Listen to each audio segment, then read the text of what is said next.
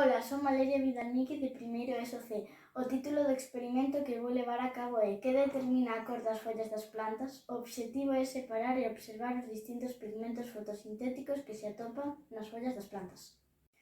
Os materiais que precisamos son follas de diferentes plantas.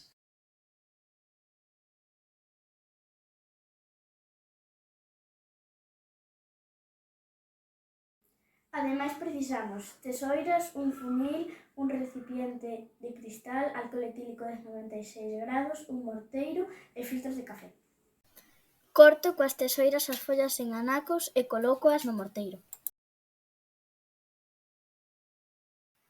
Engado un pouco de alcohol etílico ata que as follas estean cubertas polo líquido e trituro ata que o alcohol se tinga dun verde intenso.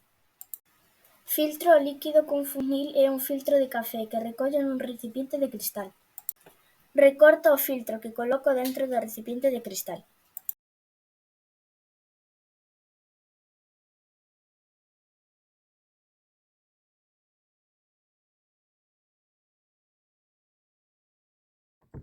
Conclusións. Os pigmentos fotosintéticos son importantes moléculas vexetais cuxa principal función é captar a enerxía da luz, o cal é de especial importancia para a fotosíntese. Nas plantas superiores existen varios tipos de pigmentos, cada un deles cunha cor diferente.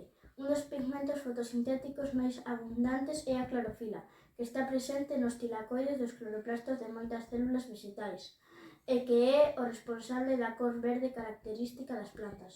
Ademais das clorofilas, podemos observar nesta práctica outros pigmentos, como son as xerofilas e os carotenos. Isto foi todo ata o seguinte experimento.